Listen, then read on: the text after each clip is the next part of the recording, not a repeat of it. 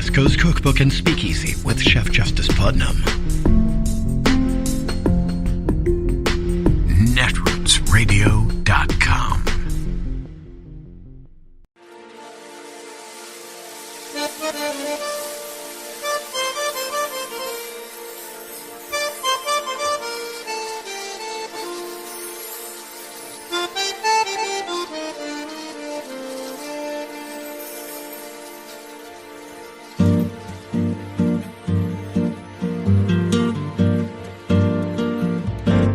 Je voudrais du soleil vert, des dentelles et des théières, des photos de bord de mer, dans mon jardin d'hiver. Je voudrais de la lumière, comme en Nouvelle-Angleterre. Je veux changer d'atmosphère, dans mon jardin d'hiver. Ma fleur sous la pluie de novembre, tes mains qui courent, je n'en peux plus de t'attendre. Les années passent, il est loin, là je tombe. Nul ne peut nous entendre. Je voudrais du Fred Astaire, revoir un latte. Let's assume for a moment that he doesn't have any idea what's in the boxes in the basement of his Florida residence. Right. Let me ask you this. Does he know what's in his desk? I would think that he probably would. Why was there a classified document found by the FBI with their search warrant in his desk? Part of the problem there? I can't answer that because I don't have an inventory to know what it was. Here's what we know. Classified document found in his desk. But without knowing what the document is, what we do know, it's a marked classified document. It's in his desk, okay? It's not down in the basement in a box. It's in his desk. All you need for a criminal case is one of these. That's all you need. So you've got one very, very smoky gun in his desk. And there's never been a word of explanation from the defense team or from Donald Trump about that document, which is the smokiest gun you've got in the whole thing. If we knew what the document was. No, because you don't need to know what the document is. No, you do. Here's what it is. You absolutely do. I'll tell you, I know exactly what it is. Here's what it is legally. It's a government document.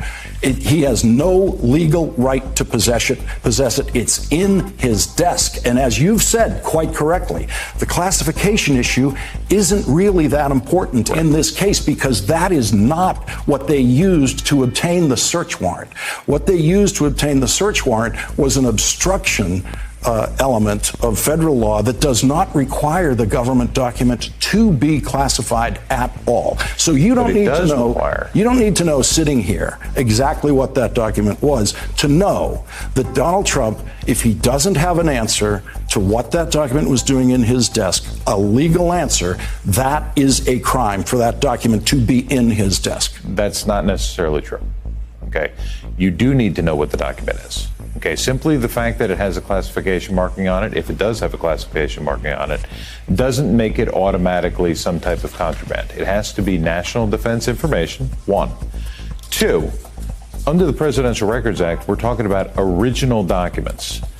Not a single one of those marked documents are originals. They're all copies, every single one of them.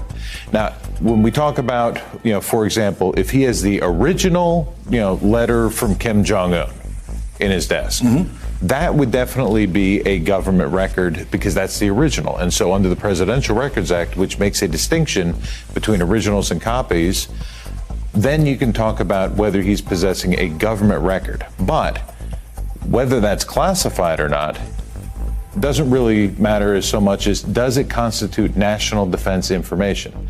And so if he has a photocopy of a document, even if it does have a classification marking on it, but it doesn't constitute national defense information, or if it was declassified, if it's not currently national defense information, then no, that wouldn't be the smokiest gun. Okay. You do need to why it's actually very present smoky. what the documents I are. want to go back to your point, which is correct in the Justice Department's approach to this, which is classification is not important to them in Correct. this investigation. And the It's reason, not part of the statute. The reason for that, that's right.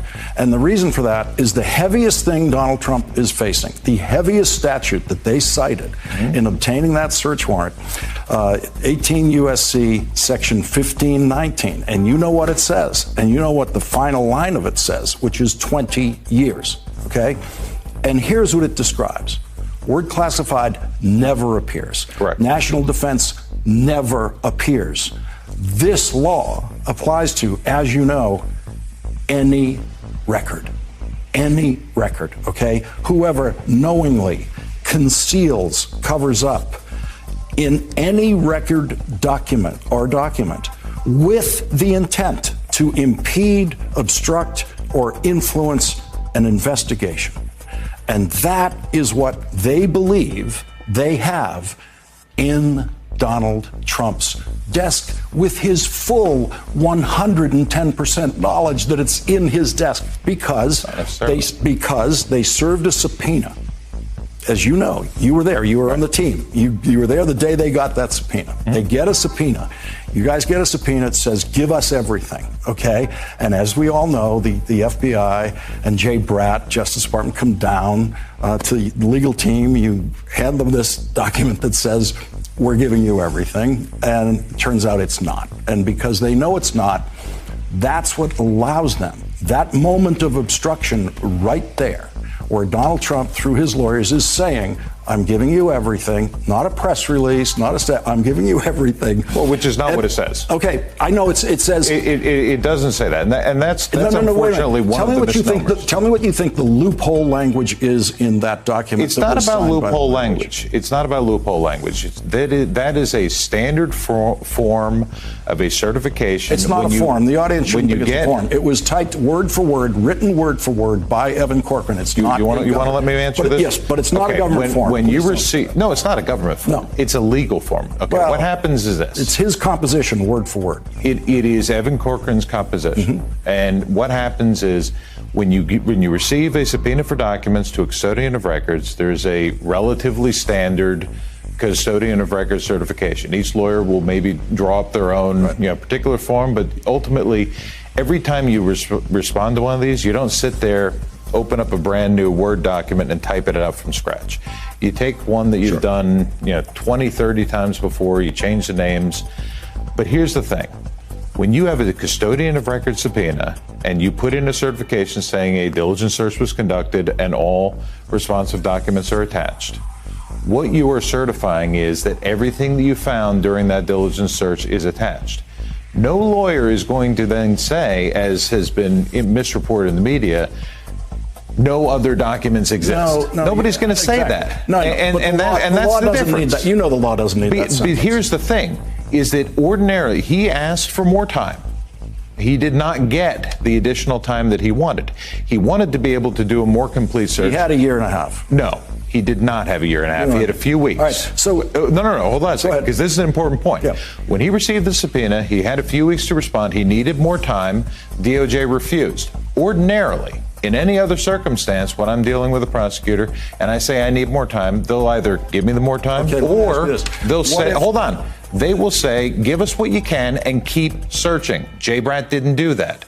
He gave him a deadline. It must be done by this time. He did as diligent of a search as can be conducted in that time. He gave him what they found in that time.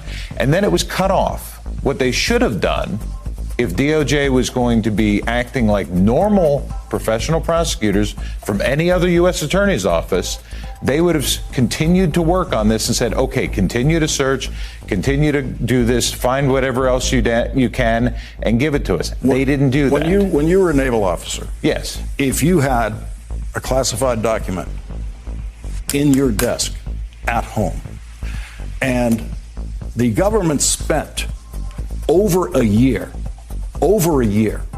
trying in this cooperative way that you're talking about, to get every government document that you might have at home back from you in a free zone, no harm, no foul if you give it back.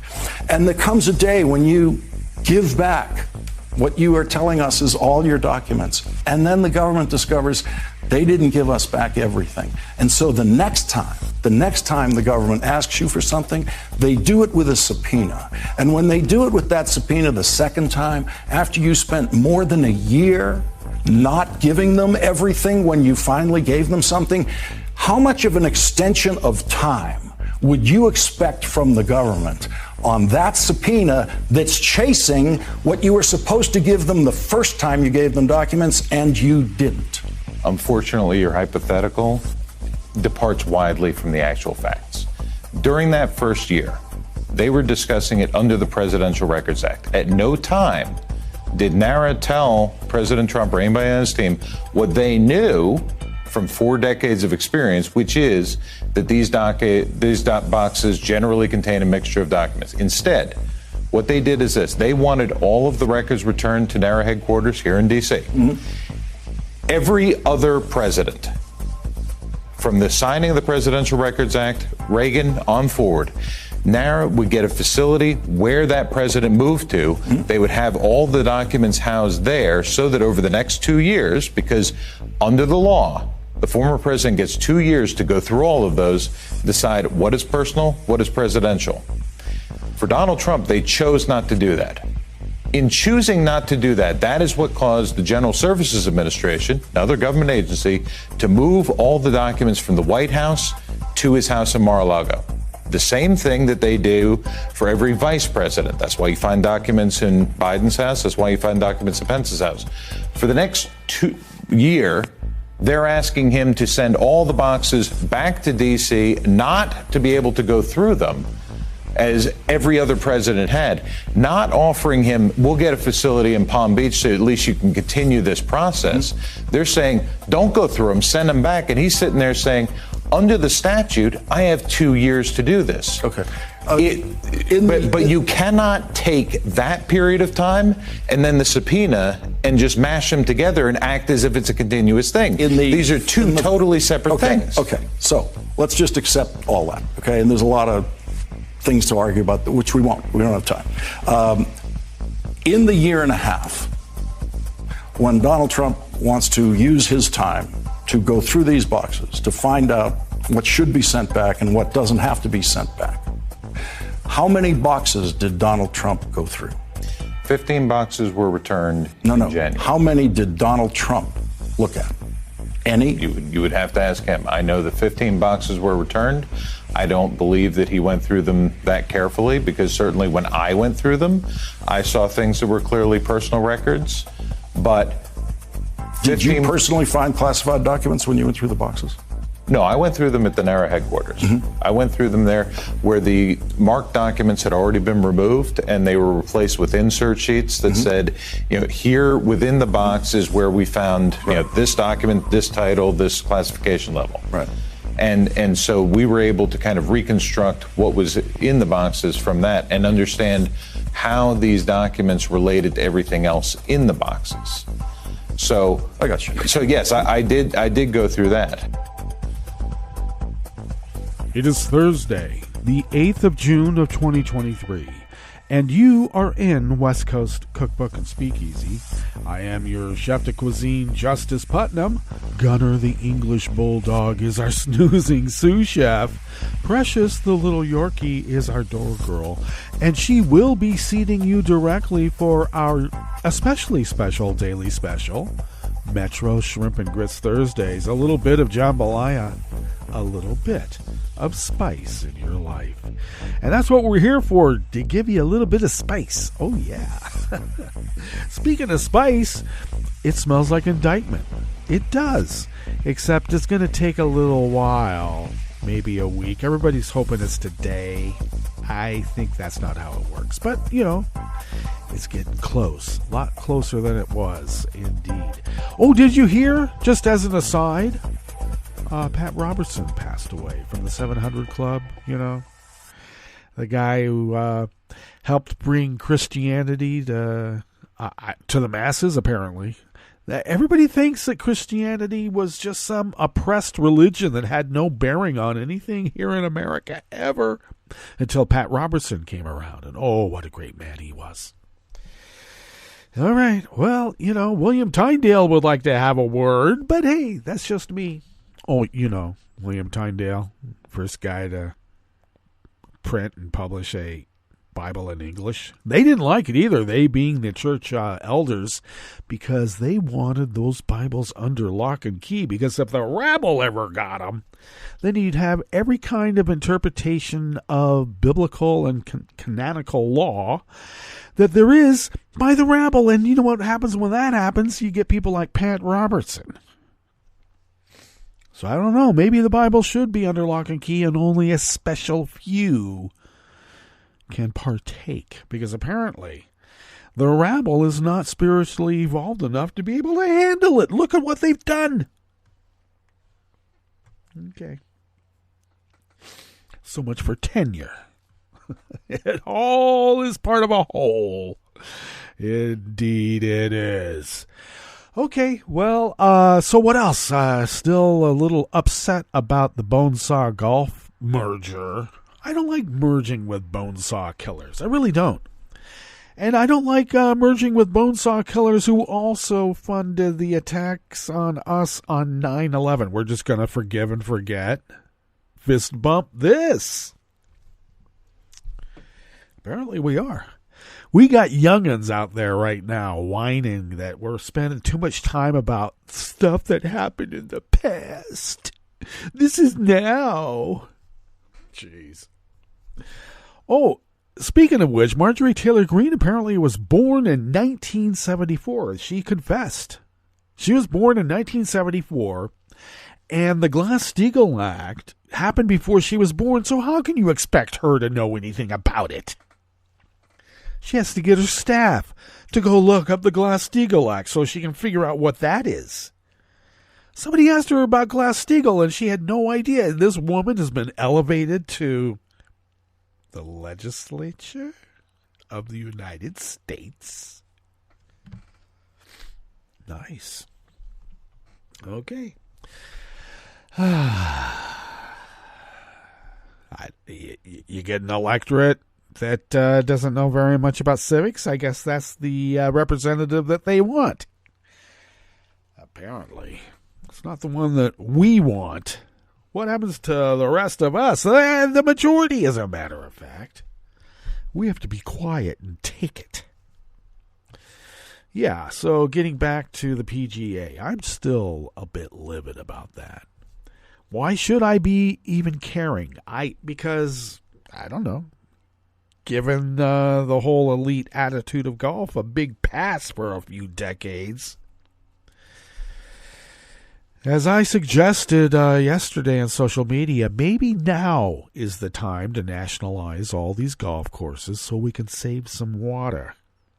Keep the Sauds from getting it. Do you know that it is illegal, for instance, to grow alfalfa in Saudi Arabia? So they have to bring it in. And so what are they doing about that?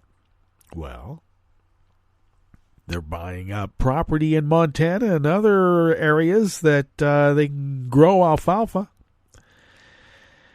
But you ought to know that alfalfa is a water sucker. So that's great.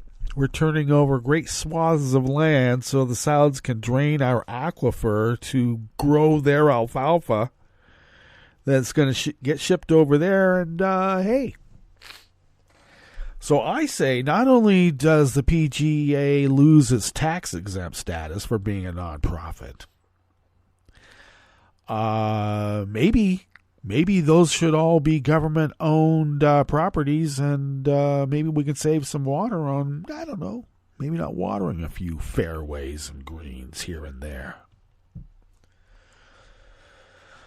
If the Sauds want to play golf so much, then let them, let's have a golf course in Saudi Arabia sand. Is that what they have there? Probably not. All right.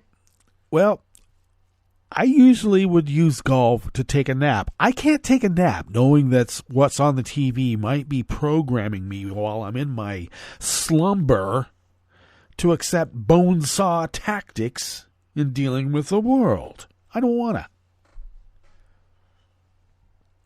They're going to take over the Ladies Professional Golf Association. You just know they are.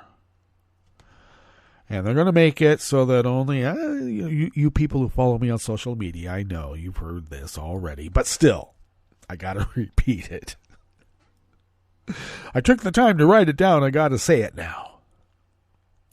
Yes, they're going to make it illegal for women golfers to drive. So it's only going to be pitch and putt. All right. Women golfers, no driving allowed.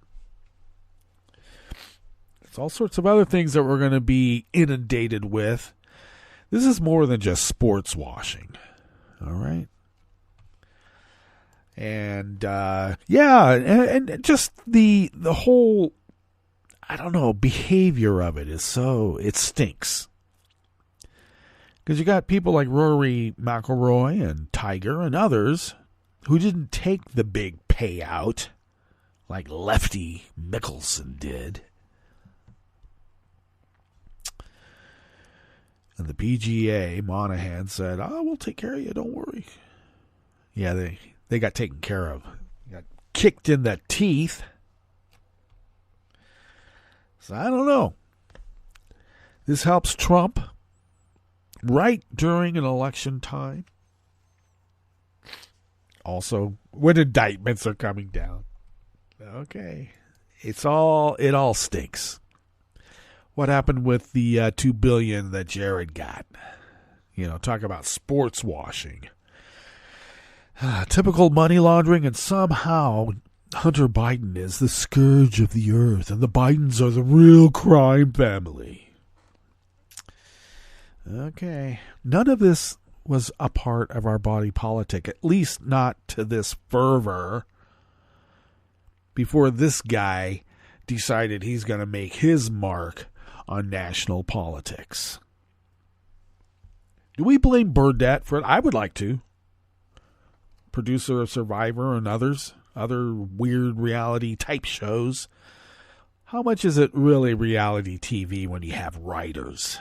That's how you tell how reality oriented it is. How many writers they have. The more writers, the less reality. Well, why don't we give you a rundown about what we have in store for you on this fabulous Metro Shrimp and Grits Thursdays. Oh, also as a reminder, the recipe for my Metro Shrimp and Grits is in the show notes and links diary on Daily Coast, so go look for it. It's there. All right. We spoke about Palatori not being able or unwilling to answer why there were, illegal secret documents in Trump's desk. On the rest of the menu, Nevada's GOP governor is facing a $1.7 million ethics penalty for campaigning while wearing a sheriff's badge and uniform. And he was told not to do it, and he did it anyway. Now he's going to have to pay $1.7 million. An outbreak of salmonella infections in the Chicago area has been linked to ground beef. And black workers at the Fremont, California Tesla factory have alleged rampant racism and are now seeking class action status. After the break, we move to the chef's table where UN investigators are compiling evidence on chemical weapons used by the Islamic State in Iraq. And Australia plans to ban swastikas and other Nazi symbols, with legislation coming next week. All that and more on West Coast Cookbook and Speakeasy. Bon appetit.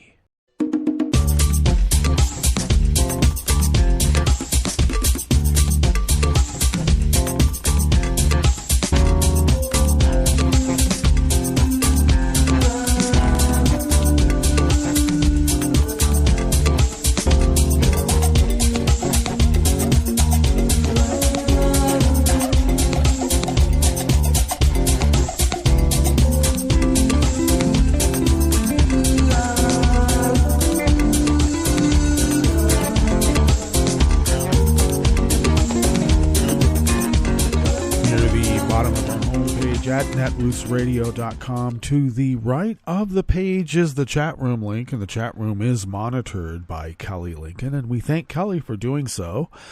Off to the left, across from that chat room link near the bottom of our homepage at netrootsradio.com is the link to our Patreon page. And thank you to those of you who have been recurring Patreons of Netroots Radio, who have sent us on a monthly basis what they would spend for an espresso-type coffee drink.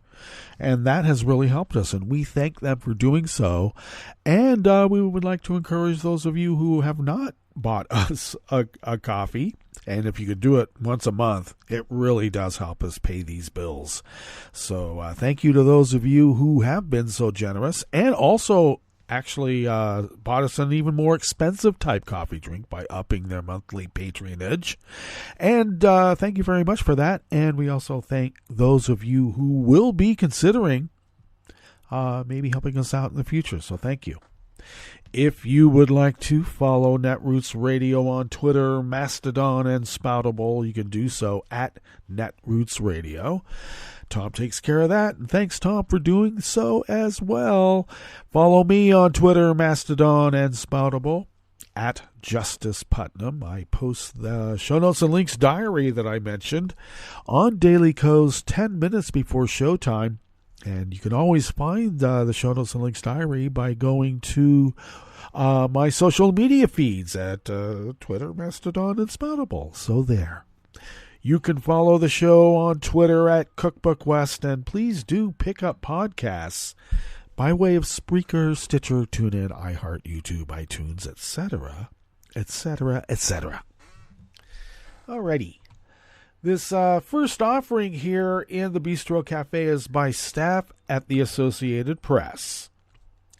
Nevada's Republican governor is facing an almost $1.7 million ethics penalty and possible censure for wearing his badge and uniform as Las Vegas area sheriff in campaign photos and on social media ahead of his election last year. Documents posted in advance of a June 13 hearing in Reno also recommend the appointment of an ethics compliance liaison to Governor Joe Lombardo's office due to alleged violations of a state law barring public officials from using their positions to secure or grant unwarranted privileges, preferences, exemptions, or advantages. Boy, these guys are so corrupt. In his recommendation, Ross Armstrong, executive director of the Nevada Commission on Ethics, cited 68 violations of ethics laws that he called willful and serious. Each time Lombardo's campaign posted an image, published a video, or otherwise caused a campaign post to include Lombardo in his uniform, badge, or gun, constitutes a separate act, it said. Lombardo's office declined yesterday, Wednesday, to comment on the recommendation to the 8-member Ethics Commission, which is appointed by the governor and Legislative Commission to interpret and enforce state ethics laws. But in legal responses to the Ethics Commission complaint, Lombardo attorneys call the proposed penalty eye-watering, unprecedented, and based on his use of the same poor images on social media during his gubernatorial campaign, which is not allowed. But they say, oh yeah, well, it was only 4 times. Lombardo served 2 elected terms as nonpartisan sheriff in Clark County, the administrative head of the Las Vegas Metropolitan Police Department, the largest police agency in the state. He resigned in January of 2023 when he became governor after defeating Democratic incumbent Steve Sisolak the previous November. Because the Nevada legislature declined to make the position of sheriff a resign-to-run position, Lombardo remained a public officer throughout his gubernatorial campaign, his attorneys wrote, so it's okay for him to wear his uniform while he's campaigning. Mark Hutchison, an attorney and Lombardo supporter who formerly served as Nevada lieutenant governor and as Ethics Commission chairman told the Las Vegas Review-Journal that, to his knowledge, the largest fine the commission has ever issued was $15,000. What I fear is that the commission is going to undermine its integrity and the foundational principles that it's supposed to operate on, which is impartiality and fairness, Hutchinson said. Well, this sounds impartial and fair to me, but I'm just me. In 2004, the commission found and fined then-Controller Kathy Augenstein $15,000 for 3 willful ethics violations, including having her assistant coordinate campaign fundraisers and design campaign invitations while on state time, and storing campaign-related documents on government-owned computer equipment. In Lombardo's case, Commission Attorney Elizabeth Bassett wrote that state ethics law and precedent have been clear for many years that the use of a uniform or other accoutrements of office, including a badge, to support one's campaign constitutes violations.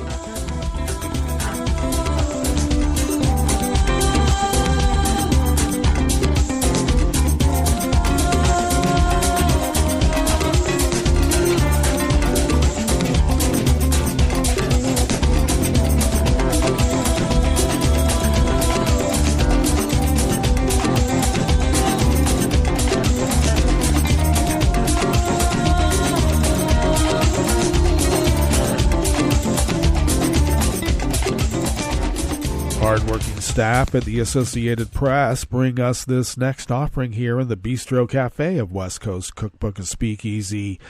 Metro Shrimp and Grits Thursdays. A little bit of jambalaya. A little bit of spice in your life. An outbreak of salmonella infections, speaking of spicy, in the Chicago area has been linked to ground beef, the Illinois Department of Public Health said yesterday, Wednesday. Health officials have identified 26 confirmed cases in Cook, DuPage, Kane, Lake, McHenry, and Will counties. Those people fell ill between April 25th and May 18th. A source of the tainted meat has not yet been identified, but health officials urged residents to follow safe food handling steps when preparing and eating ground beef, which would be cooked to an internal temperature of 160 degrees Fahrenheit and checked with a food thermometer. And also, keep your meat surfaces separate from everything else, please, and wash them diligently. A small number of salmonella cases in other states also are under investigation by the Federal Centers for Disease Control and state health departments, the Illinois agency said. Symptoms of salmonella infections most commonly include diarrhea, fever, and stomach cramps. Some people may also experience nausea, vomiting, or a headache, and symptoms can last from 4 to 7 days.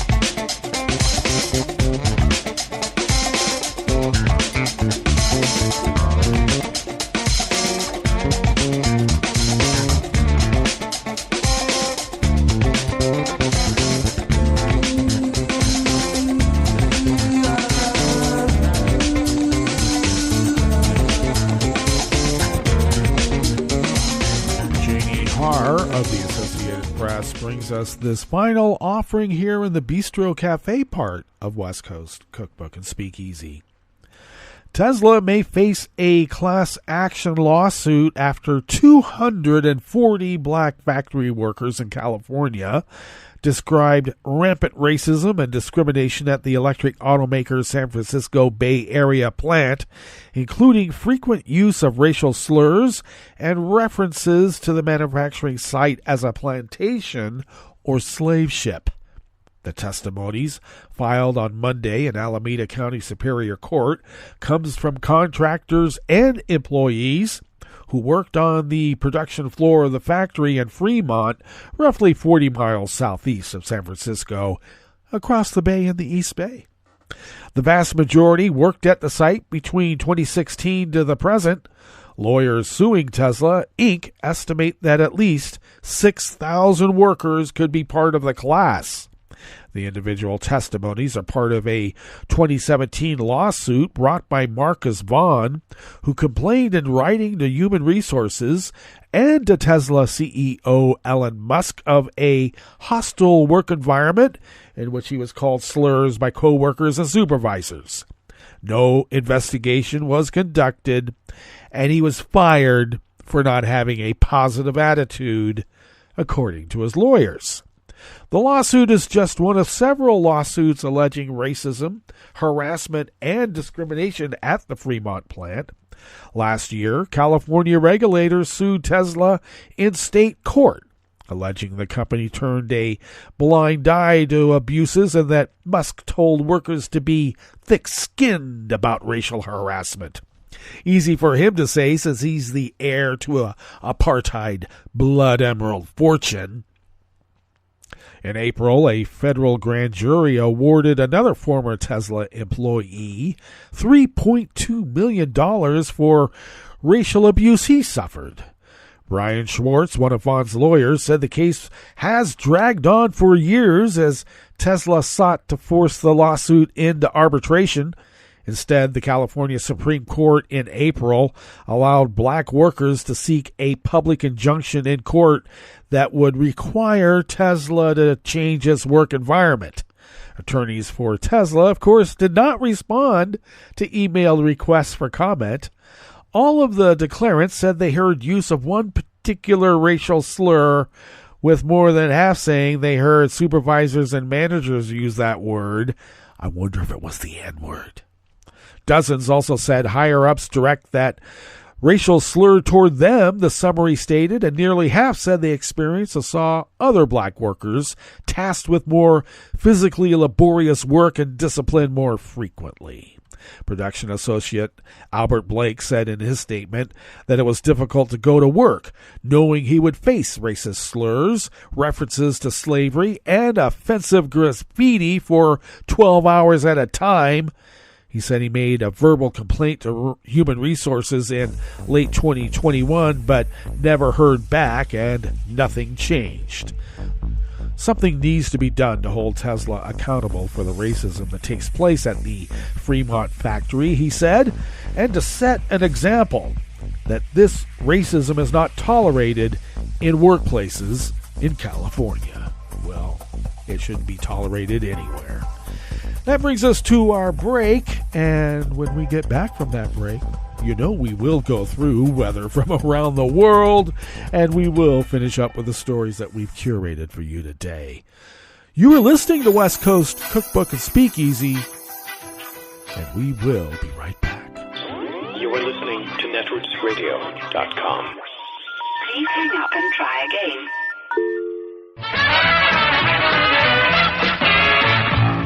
From a point at sea to the circles of your mind, a new force is at work for planetary transformation. New radio for a new Earth.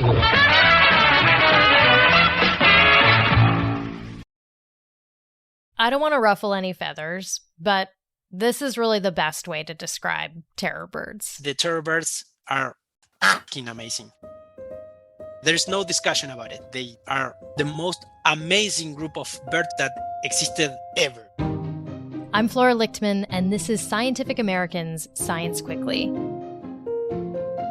And today is my swan song to big birds. Gargantuan game. Fucking huge feathered friends. This is the last episode in this 4-part series. And the bird on deck for today, it's been on my life list for a while. I'm squawking about one of the most frightening birds to ever peck out a place on planet Earth. The terror bird. Let me introduce you to our terror bird expert. My name is Federico Javier de Grange. Everybody calls me Dino. Dino's an avian paleontologist in Argentina, and he has a special relationship with terror birds. Oh, I love them. I even have a tattoo of a terror bird, so yes, they mark me forever. I like to use the word bizarre, which is quite common here in my country. We say bizarro. Terror birds are bizarre birds, full of exclusive features and rare features that make them even more strange, more unique. Terror birds flew onto the scene around 45 million years ago. There were 17 or 18 species in the group. It's up in the air. They are almost all from Argentina, but there are some localities in Uruguay and Brazil and Texas and Florida in the States. And they got their name, terror birds, because they are, once again, fucking terrifying. They are the grizzly bears of birds, the great white sharks of the land, Jack the Ripper, but with feathers. The largest one were the top predators in South America, together with marsupials and terrestrial crocodiles. And the largest ones were real large, like 10 feet tall and 400 pounds. The biggest species lived in Argentine Patagonia 15 million years ago, and the story of its discovery could easily be dramatized into a limited-run podcast. It was found by a high school student, Guillermo Aguirre Zavala. This is paleontologist Sara Bertelli. She works in Argentina as well and was one of the researchers to scientifically describe the skeleton that Guillermo found in 2004. He was playing with a friend near the railroad tracks of his village in Patagonia when he saw something sticking out of the ground. It looked like a beak with a curved hook at the end. And they started to excavate it. And that's how this important specimen was found. Guillermo then enlisted some help. He found a geologist working in a nearby city, and that geologist contacted Sara to see if she'd be interested in studying the fossil. Sara had studied big birds in the past, but when she went to see this fossil, she realized it was something different. I mean, it was amazing. And actually being there with the fossil, it's a big rock. I remember I have to sit in order to hold the skull because it's quite heavy. Here's Dino again. The skull of that animal corresponds to the largest bird skull known, 71 centimeters long. That's 2 feet. And this old bird's beak was sharp, too. Like a knife. And don't forget the nightmarish hook at the end. This hook is large, curved, pointy. It's really good to stab and pierce meat. But how exactly did they use that face weapon? That's what Dino wanted to know. So he and some colleagues studied the skulls of giant terror birds, and they found something strange. And this gets detailed fast, but here's the bird's eye view. For most living birds, there's some flexibility in the skull, including at the hinge where the beak attaches to the skull, so the beak can move a bit. But Dino's research shows that it's different for big terror birds. Their beak is fused to the skull, like, say, an axe blade is fused to a wooden handle. So you guessed it. They use the beak as an axe to kill prey. They basically kill the prey using hatchet-like movements and strike them down with the beak. This is how they really earn their name. That's why they are terror birds. So picture a 400-pound bird running at you at 25 miles per hour, because, by the way, they were fast, too. And imagine that during your running, that animal will be next to you and will start hitting you with its beak like an axe. After the first strike, probably you will start feeling nothing and you will be down with that large bird stepping on you and tearing you apart and eat you. That is a terror bird. Fortunately, people never had to flee giant terror birds in real life. These birds didn't overlap with people. Other mammals weren't so lucky. There were other ungulates that were around, like small horses that perfectly fit in the prey for a large terror bird. These murder birds were one of a kind in avian history. No other birds, extant or fossil, in the whole history of birds, occupy the niche of this hyper predator. Only the terror birds. They're a reminder that what we see flapping around us today is just a bird dropping in the bucket of what came before. Fossil animals are most intriguing. You cannot see them, cannot see how they behave. Personally, I think that's what is the most amazing part of being a paleontologist, because you have to imagine and hypothesize based on research. It's like, so this animal actually existed? Yes, it existed. That goes for all the extinct bizarro birds we talked about over the past few episodes. They defy our notion of what it means to be a bird. Whether it was their size or stabbiness, their intercontinental gliding, or their girth, they represent the marvelous evolutionary wingtip of the avian world. You've just listened to the final episode in a 4-part Science Quickly fascination on really big birds. Before I fly the coop, I just want to say I've been proud as a peacock to be your host. Science Quickly is produced by Jeff Del Vicio, Talika Bose, and Kelso Harper. Theme music was composed by Dominic Smith. Don't forget to subscribe to Science Quickly wherever you get your podcasts. Head over to scientificamerican.com for in-depth science news. For Science Quickly, I'm Flora Lichtman. Hi, it's Tom. Could we humbly suggest your donation to netrootsradio.com? All we've got to run this 24-hour powerhouse of progressive resistance radio is what comes out of our own wallets. And you are our biggest donor. It doesn't take much, $3, $5. Just go to the bottom of our netrootsradio.com page and hit our secure donate button. Heck, you can even make a recurring contribution. So donate what you'd like at the bottom of our netrootsradio.com's homepage, because you are our biggest donor. netrootsradio.com. Together, we are Resistance Radio.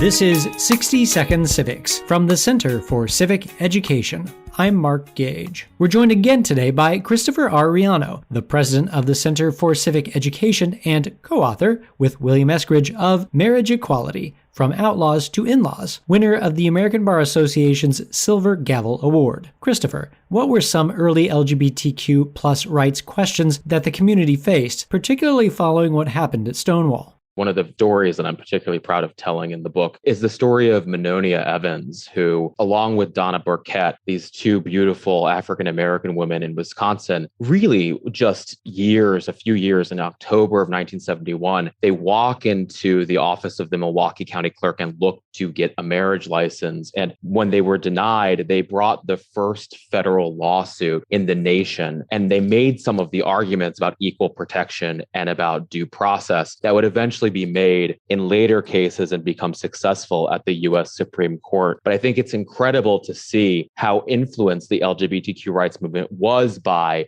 many of the arguments in the 60s version of the civil rights movement. And I think those are incredible stories to tell, especially coming out of the intersectionality that we see at Stonewall. Thank you for joining us today, Christopher. That's all for today's podcast. Thank you to our sponsor, T-Mobile, the leader in 5G.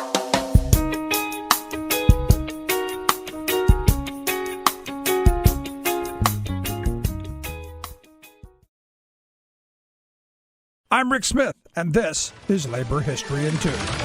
On this day in labor history, the year was 1904. That was the day that John Carley, a Union miner, was shot down in Dunnville, Colorado. Carley was part of a strike in the Cripple Creek gold mining region. The miners had gone out on strike in support of workers at the Standard Mill in Colorado City, which processed the mined ore. Colorado Governor Peabody was determined to break the strike. He called in the state militia, who joined forces with company Army gun thugs, with 1,000 rifles and 60,000 rounds of ammunition to back them up. General Sherman Bell, a veteran of Teddy Roosevelt's Rough Rider Squad in the Spanish-American War, led the National Guard. During the strike, one of General Bell's deputies is said to have declared, "To hell with the Constitution! "We aren't going by the Constitution." This pretty much summed up General Bell's approach to the conflict. The militia began to round up Union miners. More than 1,500 miners were captured and given a so-called trial by the militia. 238 of these miners were then deported from the region.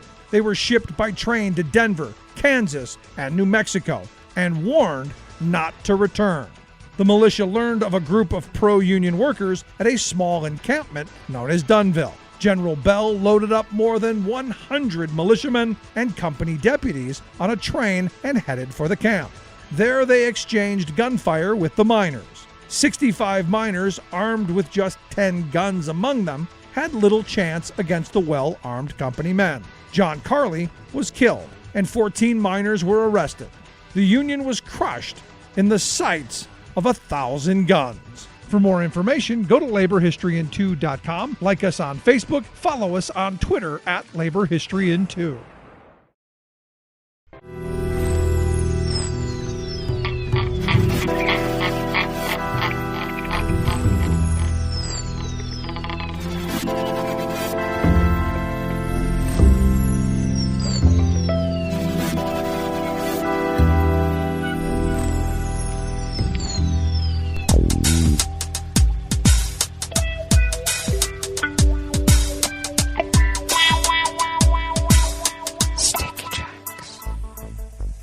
Thank you for accompanying us here to the Chef's Table at West Coast Cookbook and Speakeasy Metro Shrimp and Grits Thursdays. A little bit of jambalaya, a little bit of spice in your life. We always begin, whether from around the world, along the banks of the Rogue River, in the Rogue River Valley of Southern Oregon, on the west coast of the continental United States of America, where it is currently 65 degrees Fahrenheit, expecting highs around 83 to 84. And we'll have a mix of clouds and sun this morning with scattered thunderstorms developing later on. Winds out of the west-northwest at 5 to 10 miles per hour, and then we'll have mostly cloudy skies overnight. A stray shower or thunderstorm is possible, lows in the upper 50s, and then cloudy skies early tomorrow. Partly cloudy in the afternoon with stray showers or thunderstorms possible. Highs in the low to mid-80s, winds out of the west-northwest at 5 to 10 miles per hour. Grass pollen is rated very high here in the town of Rogue River. The air quality index for the region is in the good range at 19 parts per million. And that daytime UV index is very high at level 9, and you better take care. Barometric pressure is holding steady at 30 inches. Visibility is up to 10 miles, and relative humidity is at 70%. Weather from around the world is brought to you by a crowd of crowdsourced weather stations that a crowd crowdsources from around the world. London is 72 degrees and fair. Paris is 84 and sunny. Rome is 80 degrees and sunny. Kyiv is 72 and partly cloudy. Kabul is 75 and clear. Hong Kong is 84 with light rain showers. Tokyo is 67 with rain showers. Sydney, Australia is 45 degrees and clear. San Francisco, California is 60 degrees and partly cloudy. And New York is 68 degrees and fair if you don't count the air quality advisory. Wear a mask, stay indoors. And that is weather from around the world, brought to you by a crowd of crowdsourced weather stations that a crowd crowdsources from around the world.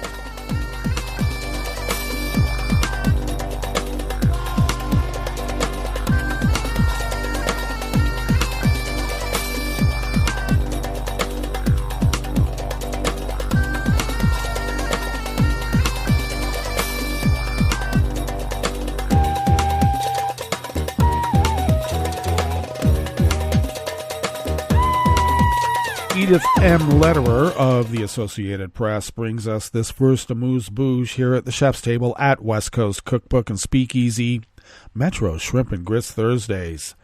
UN investigators are compiling evidence on the development and use of chemical weapons by Islamic State extremists in Iraq after they seized about a third of the country in 2014, and are advancing work on the militant group's gender-based violence and crimes against children, Sunni and Shiite Muslims, Christians, and Yazidis, the head of the investigative team said yesterday, Wednesday. Christian Richer told the UN Security Council that survivors of a March 2016 chemical attack against a mainly Shia Turkmen town south of Kirkuk in northeastern Iraq were still deeply impacted when he visited earlier this year. He said he has prioritized the investigation of chemical weapons used by the Islamic State, also known as ISIL.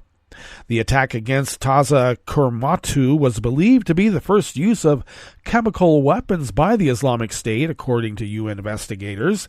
They have said more than 6,000 residents were treated for injuries, and 2 children died within days of exposure, while many survivors continue to suffer chronic and ongoing effects. Richer said his team's investigation has provided specialized insight and analysis on the munitions, remnants, and materials that were recovered in Taza Kurmatu. Islamic State fighters seized Iraqi cities and declared a self-styled caliphate in a large swath of territory in Syria and Iraq in 2014. The group was formally declared defeated in Iraq in 2017, following a 3-year bloody battle that left tens of thousands dead and cities in ruins. However, its sleeper cells continue to stage attacks in different parts of Iraq.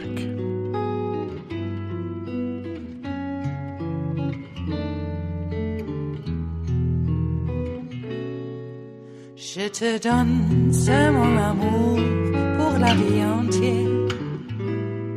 La promesse de me trouver à tes genoux. Aussitôt que tu m'appelles, rester toujours fidèle, c'est tout, c'est tout. Je te donne tous mes printemps, mes étés de mer, mes automnes quand les feuilles tombent partout. Si ce n'est pas une bonne affaire, je te donne tous mes hivers. Rod McGurk of the Associated Press brings us this final amuse-bouche here at the chef's table at West Coast Cookbook and Speakeasy. Australia's government plans legislation to ban swastikas and other Nazi symbols nationwide due to an increase in far-right activity, Attorney General Mark Dreyfus said today. While most Australian states already ban such Nazi symbols, the federal law would go further by also banning the trade in such material, Dreyfus said. There's been a rise in this kind of violent far-right activity. We think it's time for there to be a federal law, which I'll be bringing to the Parliament next week, Dreyfus told 9 Network Television. We've got responsibility for import and export. We want to see an end to trading in this kind of memorabilia or any items which bear those Nazi symbols, Dreyfus said. There is no place in Australia for spreading of hatred and violence. The Labour Party government controls the House of Representatives, but not the Senate, and it's unclear when a ban might pass or take effect. The law would include a penalty for people displaying Nazi symbols of up to a year in prison. Displaying symbols for religious, educational, or artistic purposes would be among a range of exclusions in the ban. It will not affect the use of the swastika for people observing Hinduism, Buddhism, or Jainism. Dreyfus, who is Jewish, said the number of neo-Nazis was small, but the main domestic spy agency, the Australian Security Intelligence Organization, had raised concerns about their activity in the past 3 years. There is a very small number of people.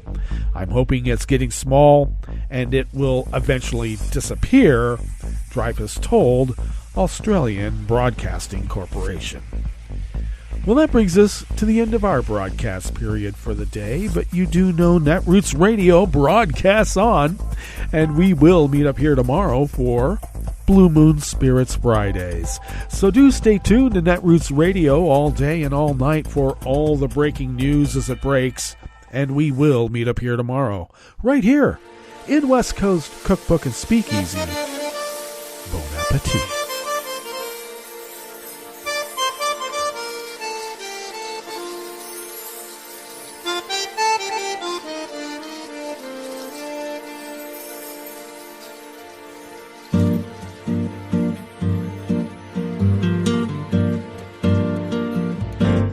Je voudrais du soleil vert, des dentelles et des théères, des photos de bord de mer, dans mon jardin d'hiver.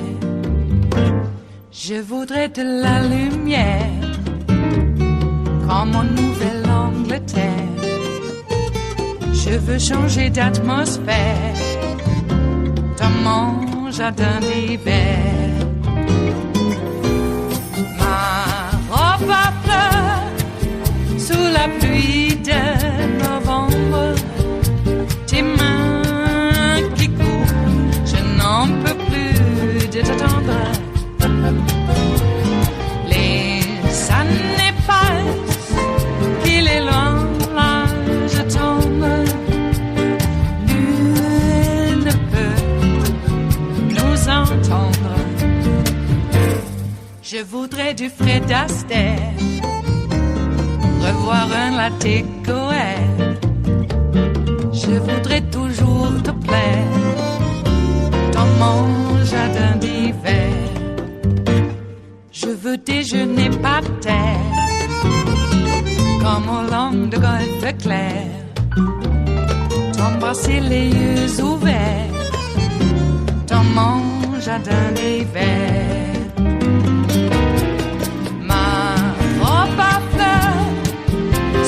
Pluie de novembre, tes mains qui courent, je n'en peux plus de t'attendre.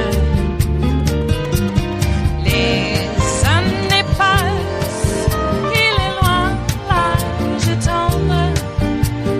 Nul ne peut nous entendre.